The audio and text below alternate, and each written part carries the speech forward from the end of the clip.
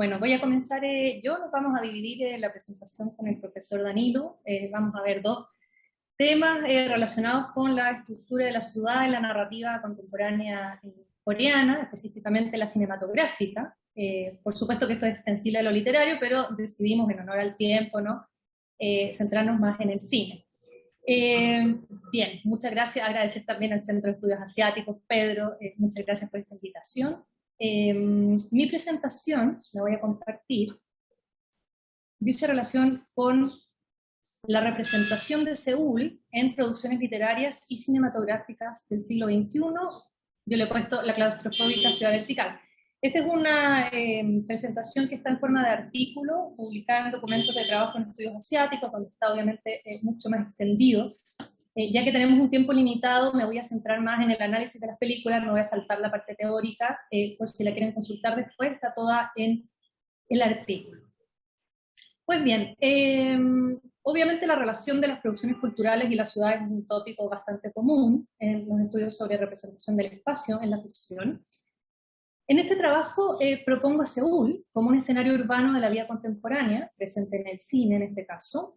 El país ha enfrentado procesos de desarrollo y globalización tan vertiginosos que su arquitectura ha permeado la vida de sus habitantes a tal punto de representar fielmente el desacomodo que produce la apropiación de modelos foráneos y la implementación del modelo neoliberal en un país postcolonial como Corea del Sur, ¿no? El crecimiento urbano inorgánico al ritmo, invade la ciudad produciendo pérdida de marcas locales en pos de estructuras globales que se reconocen en cualquier parte del mundo, ¿no? Carreteras de alta velocidad, edificios vidriados, utilizaciones del LED o el neón para publicidad callejera, entre otros elementos. En este trabajo vamos a analizar de qué modo se ha presentado en productos culturales cinematográficos esta exacerbación inmobiliaria. La inorganicidad de las ciudades verticales y la exasperante homogeneización de los espacios de uso privado permea esta ficción cinematográfica y el espacio pasa a ser de un mero paisaje un elemento narrativo fundamental. Un poco para entrar en materia, tengo esta imagen en la que se presenta, por supuesto, una perspectiva de Seúl, que independiente de los elementos de la paisajística clásica coreana, que son las montañas, por ejemplo, vemos una extensión muy amplia de edificios de departamentos. Un poco esto es lo que yo quiero trabajar en esta presentación, ¿no? Esta extensión vertical, ¿no? De los edificios de departamentos, oficinas, centros comerciales, entre otros. Aquí una imagen más cercana, ¿cierto?, de estos edificios que, como yo les decía, tienen estas marcas, carecen de estas marcas locales para convertirse en elementos globales que podrían estar en cualquier ciudad, digamos, cualquier capital mundial, ¿no? Por muchos teóricos ha sido llamado Seúl, y Corea del Sur en general, la República de los Departamentos, así se la ha llamado, ¿no? Y la historia de este desarrollo urbano parte en los años 60.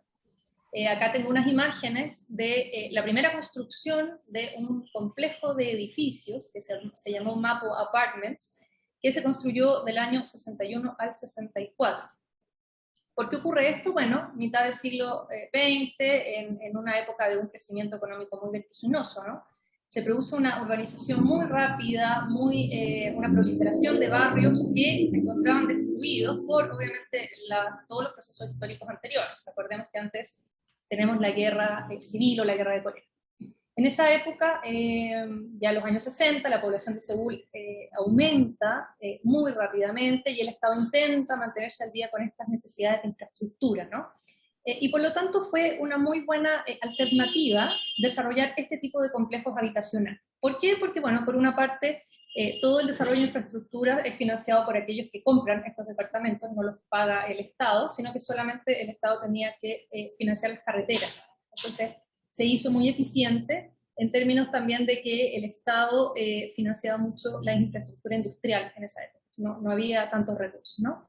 Para la académica Valérie Guélesot, que tiene un texto muy interesante, publicado el año 2008, que se llama en español La República de los Departamentos, ella ha descrito estos complejos de departamentos como fábricas de producción de clase media en este rápido desarrollo del 70 al 90.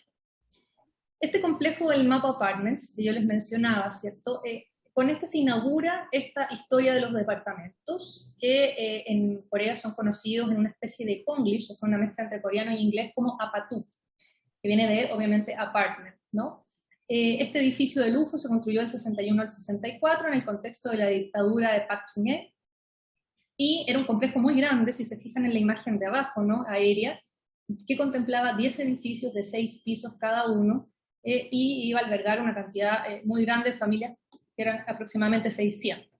Esto fue una revolución, pero inicialmente fue muy difícil la introducción de este estilo de vida en la cultura coreana. Hubo varias dificultades iniciales, entre ellas, bueno, que hubo que bajar o disminuir la cantidad de pisos, producto de que era muy caro construir ascensores, por ejemplo, porque la electricidad en la época era muy escasa. Lo mismo ocurrió con el tipo de calefacción, etcétera, y todo fue muy difícil, y también lo que fue difícil fue introducir este tipo de sistema de vivienda en la población coreana, que inicialmente se resistió, ¿no? Esto de vivir en altura, por ejemplo, o de vivir en un espacio muy reducido, tenían más o menos entre 30 y 50 metros cuadrados los departamentos, y una serie de otras cosas como, por ejemplo, que tenía alcantarillado, algo que no existía en ese momento, entonces era una tecnología nueva de difícil asimilación. Sin embargo, Park Chung-hee, fiel a su imagen de dictador para el desarrollo, ¿no?, elogia esta nueva vivienda como una especie de encarnación del progreso, de la modernidad, y los cineastas de la época empiezan a utilizar este complejo como un telón de fondo cuando se necesitaba mostrar un ambiente sofisticado, ¿ya? En el año 68 hay otra construcción, pero ya en los años 70 viene el verdadero auge, se crean nuevos proyectos estatales de vivienda y una construcción de edificios muy amplia, específicamente en el área de Kangdam, donde se concentraron estos masivos complejos. Para el teórico Eui-do, de modo casi imperceptible, el estilo de vida en Corea comenzaba a cambiar. Lo cito, dice: los departamentos estaban cambiando silenciosamente el estilo de vida. Una revolución en el modus vivendi. Cada vez más, el número de personas apresurada por vender sus casas para moverse a edificios, de departamentos, aumentó. Después vienen los años 80, en la era de la especulación inmobiliaria, donde evidentemente estos complejos de departamentos, por una parte, simbolizan, ¿no?, el crecimiento, la prosperidad, la modernidad, pero por otra parte se convierten en bienes de consumo, más que en una vivienda, es decir, la compra-venta de departamentos pasa a ser una actividad económica, donde, que es lo mismo que ocurre en Chile hoy en día, donde ese fin, que era habitacional, se convierte en un fin que más bien tiene que ver con la inversión, ¿no? Comprar y vender y especular en el mercado inmobiliario, lo que produce que esta compra-venta sea una de las actividades económicas principales.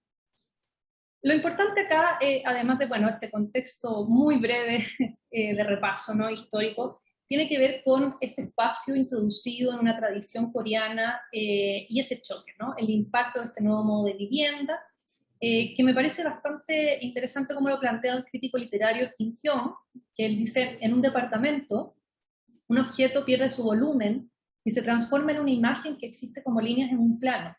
Todo está dispuesto en un plano, así todo cae a la vista. En un departamento, todas las personas, al igual que los objetos, no tienen dónde esconderse. Todo está abierto, sin embargo esta apertura solo es superficial, no de profundidad.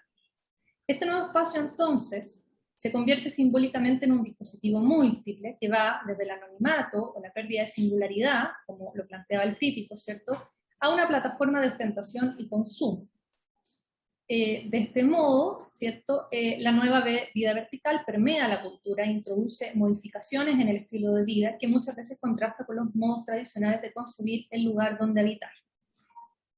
Para ir rápidamente a las películas, no voy a tener que saltar bastantes temas teóricos que podemos revisar después, ¿cierto? Pero para hablar de esta departamentización, ya a través de su representación fílmica, he escogido 3 películas, voy a ver si alcanzo a pasar las 3, si no 2, pero principalmente la película Náufrago en la Luna, Castaway on the Moon, del año 2009, dirigida por Lee Hee-yoon, y la reciente Burning de Lee Chang-dong del año 2018, y si alcanzamos, Old Boy del director Park Chan-wook del 2003. En el caso de Castaway on the Moon, que aquí está el cartel, ¿no?, la película del año 2009 es un drama romántico, ¿verdad?, donde la trama comienza cuando un hombre de mediana edad, aquí voy a poner las imágenes, ¿cierto?, El ejecutivo Kim Seong-kyun decide acabar con su vida abrumado por las deudas y la reciente cesantía. ¿Ya? La primera secuencia de la película pone en escena algunos elementos fundamentales. La cámara hace un barrido horizontal del espacio y vemos una serie interminable de edificios, mientras escuchamos una voz que le informa al protagonista de la cantidad de dinero que debe en un crédito bancario que no ha pagado. En la siguiente secuencia vemos al protagonista haciendo un intento de suicidio desde un puente del río Han, todo en un tono como de comedia negra, ¿no? Tragicomedia, por la situación que va a ocurrir. El protagonista salta, cosa que queda fuera de cámara, no lo vemos, pasa un autobús justo en ese momento, y luego se torna la cámara negra, y lo que vemos siguiente es esta escena donde el protagonista despierta, luego de su intento de suicidio, en una isla, que es una isla basurero, que queda a una distancia considerable de la metrópolis, cerca y lejos, ¿no? O sea, no alcanza él a nadar de vuelta, o sea, queda un poco atrapado y por eso, bueno, náufrago, ¿no? Esta isla, entre otras cosas, es a nivel imaginario simbólico, un espacio que permite al protagonista alejarse del caos y de la vida urbana moderna, ¿no? La primera escena ya nos indicaba cuál era el motivo de la desesperación del personaje, el endeudamiento, ¿no? La maquinaria neoliberal, representada por la ciudad, lleva al protagonista a la desesperación y con ello al intento de suicidio, pero la isla le va a dar una segunda oportunidad en la que Mr. Kim va a ir desprendiéndose de los resabios de la vida urbana. Por ejemplo, su ropa se empieza a echar a perder, se la quita, el celular se queda sin batería, sus lentes se rompen, etc. Es decir, va dejando esa vida anterior. Si se fijan en los fotogramas que tengo acá, aquí está la isla de Bam, ¿cierto? Que es un espacio natural, aun cuando sea basurero, dentro de este contexto mega urbanizado, aquí. Y la cámara se encarga de mostrarnos claramente la amplitud de esta ciudad departamentizada, ¿no? Eso es interesante, ese contraste. Por otra parte, tenemos otro personaje con el que se establece un paralelismo en la película, la joven Kim. Es una muchacha que vive en un edificio de departamentos en la ribera del río Han. Esta chica lleva 3 años autorrecluida en la habitación en un departamento de sus padres, y ella se dedica todo el tiempo a ver por internet distintos productos de consumo y a comprar, ¿ya? Eso es lo que ella realiza en esta especie de autoexilio. Un día observa por la ventana con un telescopio, a través del cual ella ve siempre la ciudad, cual se aproxima, ¿no?, a la afuera, y descubre al protagonista en esta isla basurero y le intriga y establece una comunicación que decantará en una historia de amor, porque bueno, la película es una comedia romántica, ¿no?, finalmente. Lo interesante es los planos que van contrastando constantemente el espacio abierto de lo natural, la isla de Bam, con el espacio, el paisaje urbano de Seúl, lleno de edificios, de supercarreteras, y el edificio de departamentos y la habitación que ven ahí en el fotograma de la joven, en la cual casi no entra luz solar. La soledad y desesperación une a los personajes, que logran establecer una conexión pese a la distancia que los atraviesa, y es interesante acá una secuencia que les voy a mostrar brevemente cuando ella sale del departamento para ir a encontrarse con el protagonista, y a medida que ella va caminando por los pasillos del edificio se van encendiendo luces automáticas para mostrarnos básicamente la amplitud del espacio habitado, ¿no? El efecto obviamente es que el sujeto se va a perder en esta homogeneidad de las puertas, de las ventanas del edificio. Si bien la historia termina con un final feliz, se trata de una comedia romántica, les decía yo, nos presenta a 2 personajes desacomodados de la vida urbana cosmopolita, sujetos excluidos que no encuentran su lugar. Por otra parte, y rápidamente, a ver si alcanzo, ¿no? La isla de Bam, Burning de Lee Chang-dong, una película muy reciente, ¿verdad? Narra la historia de 3 personajes: Jong-soo, que es un joven desempleado de provincia que sueña con ser escritor; Jae-mi, que es una muchacha amiga de su infancia; y Ben, que es el joven multimillonario. Mientras Jong-soo y Jae-mi provienen de un ambiente rural y pobre, Ben es el ícono del éxito y poseedor de dinero, posición social y bienes materiales. El espacio se va a estructurar en torno al lugar que ocupan estos sujetos. Por una parte, la pequeña habitación donde vive Jae-mi, una empobrecida granja en el campo de Jong-soo, y en contraste el lujoso departamento de Ben. En la película se pone en tensión todo el tiempo el espacio de lo rural con lo urbano, de modo que lo rural se siempre es representado de modo casi fantasmal, oscuro, empobrecido, abandonado, y por otra parte se contrasta con esta postal globalizada de la ciudad. Y los departamentos representan el espacio de lo privado individual en contraste con la ciudad, y son marcadores de clase y de dinero. En una de las primeras secuencias, Jong-soo acompaña a Jae-mi a su pequeño departamento, Y en esta escena la cámara nos va siguiendo por una escalera muy reducida, donde a través de las ventanas podemos ver, ¿cierto?, esta cantidad interminable de departamentos, todos muy parecidos, y nos sigue hasta, más adelante la siguiente imagen, ¿verdad?, hasta el pequeño habitáculo de Jaemi, que es una pieza ínfima, donde tiene una ventana a través de la cual muy difícilmente se cuela la luz del sol, ¿no? Pero sí da hacia la torre de Seúl, que es lo que se ve a través de la ventana.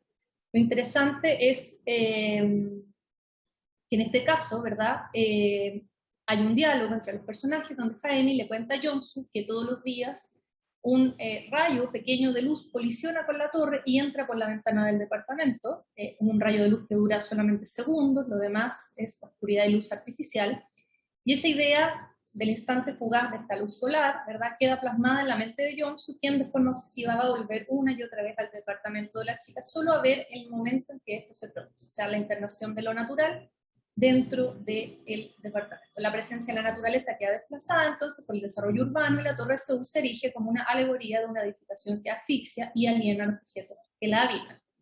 Para contrastar este departamento de Jaemi, ¿verdad? Aquí está, bueno, Jong-soo mirando a través de la torre, es una escena que se ve varias veces en la película, y por otra parte tenemos el departamento de Ben, que es el símbolo del poder y el dinero. Los metros cuadrados representan el ascenso en una sociedad neoliberalizada, al punto de que los departamentos ya no representan el espacio que se habita, sino el producto de inversión, una manifestación de estatus, un modo de ascender económicamente, ¿no? Aquí vemos el departamento de Ben, ¿no?, que contrasta con el departamento de Jaime en términos de la paleta de colores, incluso donde se ve más cálido, etc. Y bueno, por el tiempo no vamos a alcanzar a ver Old Boy, solo decir que esta historia de venganza de Park Sang-wook nos presenta a este personaje que lleva 15 años secuestrado y que sale a una ciudad que él desconoce. Lo interesante aquí es la primera escena cuando él es liberado y se encuentra con un sujeto que va a cometer un suicidio en la parte más alta del edificio, y cómo es presentado estos departamentos todos iguales, ¿no?, donde ni siquiera alcanzamos a ver la calle, y especialmente la secuencia cuando el protagonista se fija en unos departamentos en construcción y dice que el callejón con la caseta telefónica que él conocía ya no se encuentra ahí, porque ahora hay edificios. Y así él sale a una ciudad que ya no reconoce, ¿verdad?, donde ya él no tiene un lugar, y de hecho cruza la calle, los autos le tocan, la bocina, no sabe cómo caminar, no sabe cómo desplazarse, etc. Bueno, como se nos acabó el tiempo, me voy a saltar Old Boy, eso es como a grandísimos rasgos, pero en el fondo, así a modo de ultra conclusión, la representación estudiada nos muestra en esta ciudad amenazante para los personajes que intentan recluirse de distintos modos, ¿verdad? La asfixia, el desacomodo, la claustrofobia, en el caso del Boy específicamente, nos remiten a esta ciudad que traga y degluta a sus habitantes, que no permite el tránsito fluido, que los convierte en una masa homogénea, ¿no?, donde es difícil identificar unos de otros. Esta inmensidad de los edificios, la maquinaria globalizada y la rupturista arquitectura de la capital es captada por sujetos que no se acomodan a estos nuevos tiempos, ¿no? Siempre la montaña, además de Seúl, está de telón de fondo tras las innumerables construcciones, siempre se ve, pero tapada o por una masa, ¿verdad?, de contaminación, o por los mismos edificios.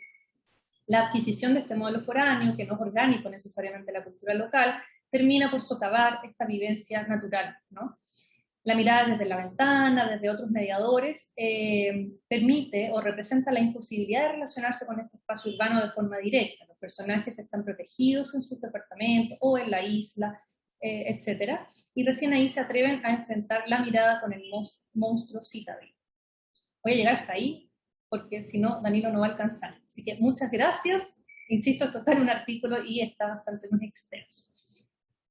Voy a dejar de compartir. Danilo, yo creo que te toca. Ya, gracias Ingrid. Lo primero, bueno, agradezco al Centro de Estudios Asiáticos y a Pedro por la invitación, al igual que mencionó Ingrid, y como es imposible que alcance a leer lo que tenía preparado, voy a hacer un poco parecido a Ingrid, voy a autoeditarme, voy a editar todo el tronco, curiosamente, de lo que había escrito, que tenía que ver con la parte literaria. Entonces, si se entiende, voy a leer el principio, donde está como esto articulado, el final, que son las conclusiones, y el ejemplo también con un filme, con The Host de Bong Joon-ho, y la parte como literaria quizás la mencione y puede aparecer en las preguntas. Si alguien quiere como pedirme los ejemplos, etcétera, que pensaba utilizar para mostrar sobre todo la metodología como más crítica de análisis de literatura urbana. A grandes rasgos, así como Ingrid presentó los departamentos o esta república de departamentos y lo imaginario en el cine y por extensión, ¿no?, en la literatura, en la narrativa, en mi caso me voy a concentrar en el río y en el río Han, que ya aparece visualizado, no voy a poner imágenes, y si hay suerte, en el marco de las preguntas, nos queda un poquito de tiempo, le pediré como favor a Ingrid, si tiene por ahí de host, que me permita un par de escenas, ¿eh? Pero ya en, en las preguntas como tal, para mostrar un poco cómo aparecía esto. Entonces, comienzo, pero con tranquilidad porque me voy a autoeditar. Esta segunda parte, que tenía que ver con el río, yo lo había llamado o subtitulado, no dentro de la presentación, Mitos urbanos de Corea, inundaciones desde Seúl. Voy a leer el principio a dónde iba, por qué era importante el río, y de ahí me saltaré a las conclusiones de mi trabajo y al ejemplo que yo quería poner con The Host, y vuelvo a decir, en el marco de la pregunta, etcétera, puede aparecer como elementos que tengo más bien con la literatura, pero que acá por tiempo es imposible.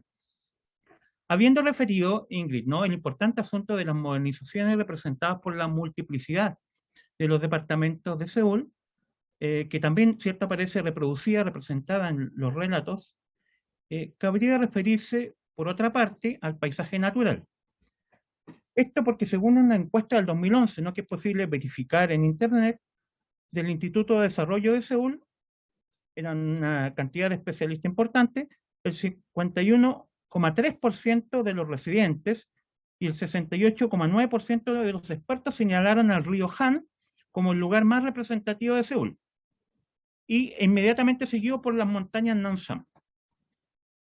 El crítico, y esta es una idea como un juego mío nomás, Jeon Eun-jin, hace como el 2020, habla del desarrollo de la novela Río. No tiene nada que ver eso con lo que acá decimos, pero en una revista académica francesa de literatura. Aunque el investigador coreano se refiere a aquellas novelas folletinescas enormes, con temas de desarrollo histórico y de importancia nacional, reflexionamos, y si esto se verifica en una geografía literaria, digamos, este rol del río, ¿no?, en la imaginación artística, y se toma literalmente aquello del río para los seulitas, cómo funciona el río, ¿cierto?, para los habitantes de Seúl. Usualmente en literatura el río, por extensión el agua a veces, ¿no?, tiene un funcionamiento trascendente que remite simbólicamente a la memoria, la existencia, la vida y el devenir. Aunque no se niega esto, no lo negamos nosotros, ¿no? Creo también es perceptible en el Hangan de Seúl, ¿cierto?, el río Han, que se presentan elementos específicos en que este río, que divide a Seúl en norte y sur, por lo tanto, cuando, por ejemplo, la imagen que mostraba Ingrid, las imágenes de Náufrago en la Luna, ¿no?, Castaway in the Moon, él miraba hacia el sur, ¿no? ¿Hacia el sur es? Sí, el sur, que es el lugar donde está Gamnan, etcétera, donde están como este desarrollo global en ese sentido de los departamentos, ¿no? Supongo yo que será como la mirada. También es aprovechado por los escritores y obviamente los cineastas, ¿no?, desde un lugar marcado históricamente por determinado elemento. Acá se ve como el punto que yo quiero demostrar también. Es decir, cierto, el río Han precede a la fundación del lugar de Seúl, etcétera, como muchas ciudades, ¿no?, donde se forjan alrededor de los ríos. Pero a la vez, como aparece mencionada en obras literarias y ciertamente fílmicas, tiene que ver a veces con eventos históricos determinados. Entonces, se corporeiza un poco el río en función de determinados elementos, no solamente este paisaje y devenir inmemorial e inmenso, que también podríamos pensarlo. Por lo tanto, el contraste con los departamentos no siempre es necesariamente un contraste en ese sentido. Lo primero que habría que decir es que simbólicamente el río no tiene este carácter universal relativo a la vida, y dentro de los sentidos posibles me quedo con una precisión que aparece en el diccionario afamado, ¿no?, de Jean Chevalier y Alain Gerbrand, que dice: el simbolismo del río, del flujo de las aguas, expresa a la vez la posibilidad universal y el flujo de las formas, que tiene que ver con la fertilidad, la muerte y la renovación. O sea, es una corriente como de vida y muerte, y esto se repite mitológicamente, etc. Pero me gustó el punto sexto que le daban ellos, ¿no? En En el sentido simbólico del término, penetrar en un río es para el alma entrar en un cuerpo. El río ha tomado la significación del cuerpo. El alma seca es aspirada por el fuego, el alma húmeda es amortajada en el cuerpo. El cuerpo posee una existencia precaria, fluye como el agua y cada alma posee su cuerpo particular. Esta parte efímera de su existencia, su río. Entonces, como un sentido posible dentro de los relacionados con el río, también está la corporalización, que acá yo extiendo un poco más y lo hago como una especie de historización del río. Respecto a dos aspectos del Hangan como materialidades de Seúl, refiero dos. La primera, quizá como dicen ciertos intérpretes, aprovechada implícitamente en The Host, ¿no? De la película de Bong Joon-ho, y la segunda presente en el último cuento que trabajaba en este escrito que utilizaría acá, ¿no? Me refiero a qué cosas, qué elementos que tienen que ver con el río y que son históricos. Uno es el pánico del agua, de 1986, donde supuestamente Norcorea podría haber atacado el Sur Corea, ¿no? De lo que estamos hablando nosotros, liberando una inundación que venía de la presa, de la parte de la presa del río que da a Corea del Norte. Entonces quedó como una suerte de paranoia nacional. Parte de eso da la impresión que podría haber sido aprovechado por, como implícitamente en The Host por Bong Joon-ho, esta idea de esta paranoia. Por lo tanto, no sería solamente como una sátira anti-norteamericana, ¿no? Que es lo que a uno le queda como la idea con el inicio del filme, con el final y con lo que pasa en medio con la infección que sufre el soldado y la muerte del soldado norteamericano. Y la otra tenía que ver, en este caso, con el cuento, ¿no? La aparición de este teléfono verde que se encuentra sobre el puente Mapo y que es un teléfono anti-suicidios y que tiene un funcionamiento muy importante en el relato que no voy a alcanzar a mostrar acá, Old Man Reader, ¿no? Que tiene que ver y menciona este teléfono. Se fijan ustedes que en Náufrago en la Luna es un suicidio frustrado, ¿no? Porque el protagonista no muere, sino cae en este islote. Bueno, el suicidio aparece, bueno, en la imagen de Old Boy también hay un suicidio que está al inicio, ¿no? Este personaje que se intenta matar y que Daetsu lo detiene para contarle su historia de este secuestro de 15 años, ¿no? Brevemente. Entonces, es tanto la cantidad de suicidios de gente que se quedaba al río que en un momento se puso como este teléfono verde.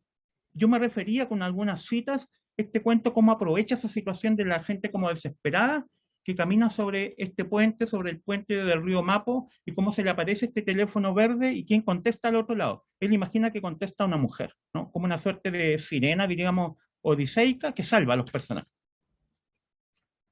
Y acá me empiezo a saltar toda la parte como de literatura para acercarme más bien. Había mucho de literatura. Pero inicialmente comento, mientras tanto, ¿no? Había ocupado dos tipos de metodologías para este análisis de lo urbano. Una era triádica, por lo tanto, varios críticos literarios se pusieron de acuerdo en que para analizar el espacio se utilizaban tres modalidades, tres niveles, tres planos de análisis. Uno era más descriptivo, es decir, cuando uno trabaja con el espacio o se trabaja literariamente, etcétera, uno puede determinar, describir algunos elementos. Ejemplo, no sé, sobre el río Han, ejemplo, hay puentes. O sobre el mapa está este teléfono verde. Es un nivel como más plano, menos dinámico. Un segundo nivel sería mucho más dinámico, donde los personajes intervienen más directamente que la descripción puramente espacial. Y un tercer nivel sería como, y este es un nivel donde disienten varios de los críticos, ¿no? O es un nivel interpretativo o es un nivel textualizante, es decir, donde el texto se hace formalmente, asume algo del espacio. ¿Mm? Y eso más o menos uno lo trataba de comprobar. Veamos entonces en mi parte como final un poco extendida con este ejemplo del host de Bong Joon-ho, ¿no? Que realmente la película no se llama Anfitrión, ¿no? En el original coreano se llama Monstruo, ¿no? No Anfitrión, como el subtítulo en inglés que tiene. Coda. Para completar estas dimensiones integraría ciertos elementos, unos elementos que me parecían más interesantes, que eran los que proponía el lingüístico Vladimir Topolov, ¿no? Donde crea una especie de objeto para analizar la ciudad, pero que consta de elementos reales, pero que aprovecha la literatura o la imaginación artística fílmica, y objetos que son inventados por la literatura, el cine o el arte. Y de alguna manera estos se repiten, son recurrentes. Me parece que era una idea bien, bien interesante. Siento que, por ejemplo, la muerte también, así como inicialmente nosotros comparábamos un poco con la situación de Santiago, en este caso el Han con el Mapocho, ¿cierto? Hay una idea de los muertos, ¿no? Los muertos, la fantasmagoría de los muertos, a propósito de la dictadura, ¿no? Los cadáveres de los muertos que pasaban en el Mapocho y que aprovecha muy bien la novelista Nona Fernández, había algo de eso también, en el caso de Seúl con el río Han. Eran comparables. Entonces, no es que verídicamente uno pudiera ver permanentemente muertos en la situación de los ríos, pero sino que eso se había formado también, lo había tomado la literatura y lo había hecho propio. Entonces esto se podía repetir, llámese fantasmas de San Petersburgo, etcétera, lo que fuere, ¿no? Que la literatura aportaba a la existencia real del río, de los departamentos, etcétera, ¿no? Este ejemplo de Hoss tenía que ver con lo que acabo de mencionar, con el asunto de este miedo, de esta paranoia, y con unos análisis muy interesantes que hay sobre la película. Me imagino que más de alguno la vio, si no, ojalá que pueda surgir en el marco de las preguntas, podamos mostrar un fragmentito, ¿no? Tenía que ver con incluso una concepción virtual. Me permite un excurso final desde el cine. En las películas coreanas con Centro en el Han, se tiene que en The Host, el monstruo en verdad, del 2006, es la contaminación radiactiva del ejército norteamericano lo que origina el nacimiento de este monstruo mutante, ¿no? Es una suerte de pescado mutante, que emerge desde las aguas del Han para castigar a las familias disfuncionales. Valérie Gilesot, mencionada no por Ingrid, la notable investigadora francesa sobre la ciudad de Seúl, a propósito sobre todo de estos departamentos, dice sobre la imaginación globalizada de la ciudad en el cine, de cualquier ciudad, no solamente sobre Seúl, que la importancia de Seúl para Bong Joon-ho, y ahora lo pensaríamos incluso con Parasite, ¿no? Podríamos agregar el asunto de la casa, etcétera. Tendríamos que aportar nuevos elementos con, ella decía, con The Host, no había aparecido Parasite en ese momento. Entonces, no leo la cita de ella, pero dice algo así como que el Seúl de Bong Joon-ho en The Host le ha aportado tanto a la literatura como, perdón, como a la tradición fílmica de la ciudad, como Blade Runner de Ridley Scott, como dice el Tokio de Takeshi Kitano, o incluso la filmografía de Tsai Ming-liang para Taipei. Entonces uno dice, hay algo de interesante para que esta investigadora tan reconocida diga, la ciudad que aparece en The Host de Bong Joon-ho crea una suerte de imaginería y nos instala globalmente para entender la percepción por lo menos de Seúl, desde ese lugar. Ahora, por supuesto, tendríamos que agregar netamente Parasite y ciertamente también la ciudad de Seúl que aparece, como mencionaba al final Ingrid, en Changwon Park, ¿no? Desde este lugar recopilo algunas ideas del libro, el libro magnífico de Ross King, ¿cierto? Si no mal me acuerdo, una suerte de arquitecto, no me acuerdo si era de Australia o Nueva Zelanda, que tiene sobre Seúl. Y de otros autores presentados sobre Seúl. Lo primero, citemos las mismas palabras de Bong Joon-ho, que es muy interesante, ¿no? Que cita Ross King. Esto lo dice el director. El río Han, el río ha volado con nosotros en nuestro alrededor. Una criatura temible, este monstruo, ¿no? Hace una aparición repentina desde las profundidades de este río, el río Han, tan familiar y cómodo para nosotros, los habitantes de Seúl. Las riberas de los ríos se sumergen constantemente en un caos sangriento. La película comienza en el momento preciso en el que un espacio familiar e íntimo para nosotros, el río, ¿no?, se transforma repentinamente en el escenario de un desastre y una tragedia impensable. Un suicidio y la aparición de este monstruo mutante, ¿no? En tanto, por ejemplo, Jung Ji-Yoon, que es el autor o el coordinador en general del libro que se le dedica a los directores coreanos, por lo tanto, muchas películas de Bong Joon-ho no aparecen, pero es interesante que dice a propósito de esta película en su libro sobre el director. Dice que lo central no es el monstruo, sino es Seúl, pero un tipo de Seúl. Son las alcantarillas que aparecen alrededor del río. Y es verdad, cuando uno ve de nuevo la película, se dan cuenta que más que el monstruo, lo que aparecen son que los personajes, el monstruo se los lleva a una alcantarilla y los deja ahí como almacenados para comérselos después, ¿no? En el fondo se muestra mucho esta alcantarilla. Esto a mí me asimilaba cuando alguna vez comparé lo del síndrome de Ulises, ¿no?, de Santiago Gamboa, del colombiano, con estas, al estómago de París, ¿no? Ellos andaban por París, en un momento andaban cerca de la alcantarilla, y que es una imagen que aparece en Víctor Hugo también, ¿no?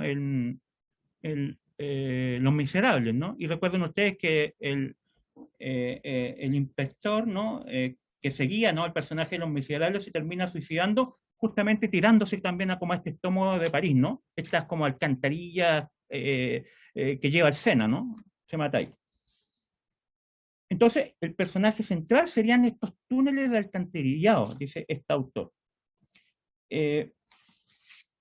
Finalmente, en el caso de De Vos, también tendríamos lo que cita un crítico y que asume Roskin en el marco de una lectura, curiosamente muy alejada de una lectura tradicional de la ciudad.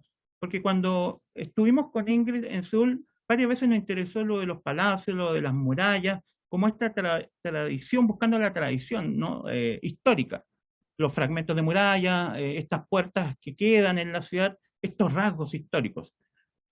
Pero también hay estos elementos que a veces los arquitectos han ligado como a una suerte de reconstrucción y de choque ideológico contra la ciudad colonial de Japón, ¿no? De los tiempos de Japón. Entonces, en ese sentido, y en un sentido como de extensión, de pensar de otra manera Seúl, también Roskin, ¿no? de su lugar como de arquitecto, piensa y asume como el lugar de un crítico, ¿no?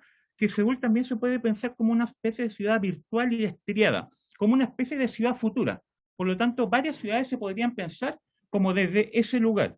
Es decir, el río, ciertamente, en ese punto, ¿no? Nosotros diríamos ya, si seguimos como esta línea, ciertamente no sería como el lugar ni de la tranquilidad, ni de la inmensidad, ni una especie como de un dios, ¿no? Que está como inmutable, sino tiene que ver con con la misma evolución que tiene Seúl y de alguna manera se hace parte de esta corporalidad. O sea, el río no existiría si no es, por ejemplo, dentro del personaje que mira en su intento frustrado de suicidio, como mostró Ingrid, ¿no? A propósito de Náufrago en la Luna. O no sería más que estas cataratas, o no sería más que este monstruo mutado. Recordemos algo, en la versión como que muestran quizás los doramas, que es una versión quizás mucho más amable, ¿no? No es tan inquietante como la que muestra Bong Joon-ho. El río se muestra como un lugar como del encuentro de parejas. Recuerden ustedes que, al igual que pasó en Colombia, ¿no? Con los planes de saneamiento, de hermoseamiento de la ciudad de Bogotá, a partir del 2013 esto fue ley oficial, es decir, alrededor del río se lo empezó como a hermosear, y por eso en la actualidad cuando uno ve doramas, etcétera, hay como muchos parques ribereños. Entonces parte del paseo que tiene la ciudad tiene que ver con eso. E incluso, si ustedes ven con calma, Bong Joon-ho, en unas declaraciones del director dice, ¿por qué había tanta gente en la primera secuencia en que aparece el monstruo y hay mucha gente de un montón de países distintos? Hay gente de la India, etcétera, porque el protagonista vende comida, ¿no? Tiene un puesto de comida a la orilla del río. Se supone porque él dice que es un lugar de entretenimiento barato. Está como tan articulado de manera bella y descontaminada en la actualidad el Han, que mucha gente de distintas partes, en vez de gastar quizá en otra entretención, va como una suerte de paseo dominical. Y es esta gente, como global, diríamos, la que encuentra un poco inicialmente la película. Es decir, uno diría, termina diciendo, y acá leo el último párrafo mío, ¿no?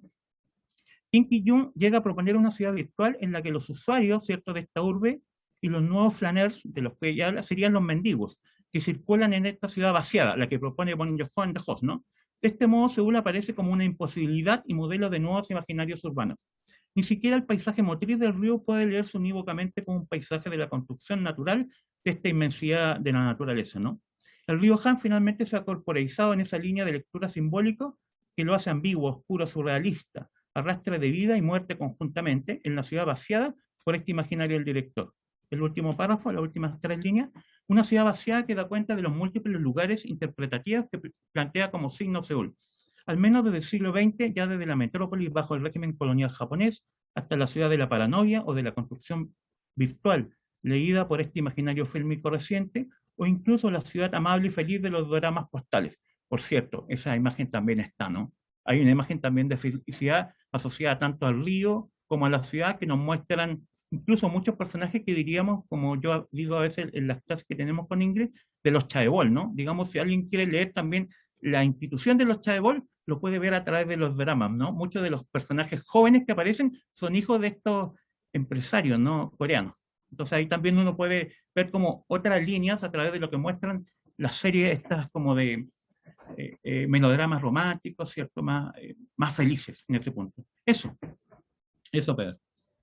Muchas Pero gracias. perfecto, muy bien, justo con los tiempos.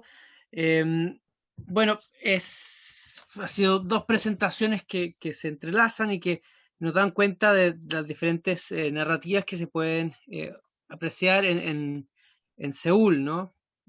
Una parte de las ciudades, que incluso como mencionaba Ingrid, incluso con un plano picado desde uno de estos edificios no se alcanza a observar la calle, ¿no? Y por cierto, la visión del río, de este monstruo, ¿no? Un alto grado de personificación, tal vez, de estos dos elementos. Los invito a levantar la mano. Bueno, en primer lugar, agradezco las presentaciones e invito a quienes quieran realizar alguna pregunta, comentario, a levantar la mano de Facebook, de Zoom, o visualmente levantar su mano frente a la cámara, o quienes se sienten más cómodos, escribir sus preguntas en el chat. Bueno, la primera pregunta que tenemos es una pregunta más bien de orden metodológico. ¿Por qué ustedes trabajan Seúl, no? Pareciera ser que hay otras posibilidades dentro de otras ciudades asiáticas que también han experimentado una rápida urbanización y que tienen río. Partamos tal vez por esa pregunta, Danilo e Ingrid, mientras se anima el resto de los participantes a formular alguna pregunta.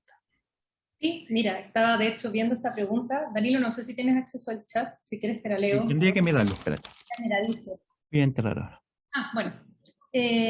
A ver, desde mi lugar, en el sentido del trabajo con los departamentos, absolutamente de acuerdo, Javiera, en el sentido de que por supuesto que hay más ciudades, sobre todo asiáticas, sobre todo de los tigres asiáticos, si tú quieres llamarle así, a estos pequeños países que experimentaron desarrollos muy veloces. Efectivamente se puede ver el mismo fenómeno, ¿no? Este crecimiento vertical. Ahora, nosotros analizamos desde la representación del fenómeno fáctico, no es un análisis del fenómeno en sí, esto es un análisis literario, narrativo, si se le quiere llamar así. Y claro, para esta presentación mostramos películas que uno claramente puede encontrar en otros países, pero nosotros básicamente trabajamos con literatura. Y a partir de lo literario, que fue lo primero que nosotros tuvimos acceso, empezar a revisar obras literarias coreanas que no son tan conocidas, en las cuales no tienen distribución como la literatura japonesa u otras que hay casi un boom editorial, ahí a partir de eso nos empezamos a dar cuenta de que había muchas referencias a la ciudad y por eso emprendimos ese camino respecto de Corea. Si uno quisiera ampliar esta investigación, por supuesto que podría hacerlo. Nuestro interés es básicamente, como te digo, ese trabajo con lo literario. Yo no alcancé a presentarlo, pero trabajé con cine como para que sea más amigable, porque me imagino que alguien ha visto alguna de las películas o conoce una de las películas que presenté. Pero yo había pensado este trabajo a partir, por ejemplo, de textos como La Vegetariana, que es una novela bien conocida de Han Kang del año 2007, pero también de otra novela que se llama El restaurante Sukiyaki, de Bae Sua, que son buenísimas, son unas novelas que están traducidas en Argentina, y un cuento de Kim Jung-ah del 2010 que se llama La Mudanza, que precisamente habla del cambio de un departamento pequeño a un departamento grande, como símbolo de estatus, etc. Entonces, mi respuesta sería contarte un poco cómo es el proceso de interés y centrándonos claramente en lo literario, que aquí no tuvimos tiempo. No sé si Danilo quieres complementar. Sí, voy a complementar.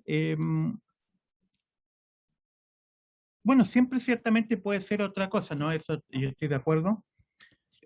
Sí, estoy muy de acuerdo con lo que dice Ingrid. En la literatura aparecía lo primero, y nuestro como, aparte que nos gustaba como harto el cine coreano, pero no exclusivamente, ¿no? A mí me gusta en particular el cine de Hong Kong, y muchas veces andaba buscando como libros sobre la ciudad en Hong Kong, sobre el espacio, por ejemplo, no sé, en Wong Kar-wai, ¿no? Que había unos planos que realmente eran en la ciudad que eran fantásticos. Pero en tantas novelas, que quizás que más aparece, y lo voy a comparar con el asunto, por ejemplo, de Tokio, ¿no? Que hemos estado más de alguna vez, y es una ciudad fascinante. Pero acaso por la sensibilidad que tienen en Japón con respecto a la naturaleza, en general aparecen como elementos más vinculados hacia Kioto, ¿no? Como esta ciudad más tradicional, y el ámbito como de los elementos de la naturaleza, más que lo urbano duro y puro, aunque también hay que decirlo, ¿no? Corea no es solamente Seúl, y hay ciudades costeras, ¿cierto? Las ciudades del sur, Busan, etcétera, donde está, por ejemplo, la imaginería esta de la película del tsunami, ¿no? Pasa, si no me equivoco, en la costa cercana de Busan. Y para qué decir la película de los zombies. Pero también hay muchos elementos también de pueblos. Y que, por ejemplo, está referenciado en Memorias de un asesino, ¿no? De Bong Joon-ho, donde él incluso, el mismo director, habla de una especie de thriller rural. Que es raro, ¿no? Porque uno pensaría el thriller como más cercano al urbano, pero él juega un poco con la idea de ese espacio también, e incluso de un policía que viene de la ciudad, un policía de Seúl que por supuesto tiene técnicas supuestamente más inteligentes que un detective como de un pueblo. En ese sentido es como dice Ingrid, ¿no? Y yo le agrego, hay un dato de lo aleatorio, pero respecto como a otras tradiciones, al menos fílmicas, tenemos hartas películas donde está eso. Parte, una mínima parte alcanzamos a mostrar Ingrid, pero bastante clara, ¿no? Y por el otro lado, en las novelas que se están traduciendo bastante, hay muchos elementos de ciudad. Agregaría, sobre Seúl particularmente, agregaría un dato más. Siento que Corea tiene elementos más parecidos que otros países asiáticos a Chile. Por tener bueno, por haber tenido una época muy importante vinculada como a dictaduras, ¿no? Que son entre los 70 y los 90, las protestas estudiantiles, y eso aparece referenciado tanto en el Chile. Entonces era interesante. También la obsesión de los departamentos que mostró Ingrid, también de alguna manera aparece acá y aparece referida como a Santiago. Y en la actualidad, respecto como a las tradiciones estas asiáticas, a mí particularmente Hong Kong me interesa muchísimo también. Creo que en la actualidad no por nada Bill Chung-han está como en el centro de todo, ¿no? De alguna manera, después de que a nosotros nos interesó un poco Corea y hasta el día de hoy nos interesa, así como Japón y otras lecturas, también creo que nos ha ido gustando esta idea de encontrarlo en la literatura, en Han Kang y en otros varios autores, ¿no? Que tenemos. Un poco eso. Muchas gracias a todos ustedes. En primer lugar, a los expositores. Esta ha sido una sesión un poquito más larga de lo habitual, pero se justifica ampliamente por tener a dos muy buenos expositores. Gracias también a todos nuestros participantes y los invito en nombre del Centro de Estudios Asiáticos a seguir en contacto con las actividades que nosotros realizamos, inscribirse en nuestros formularios para recibir novedades y noticias de nuestros eventos y bueno, y suscribirse a nuestras redes sociales. Muchas gracias Danilo, Ingrid, por su presentación y gracias a todos.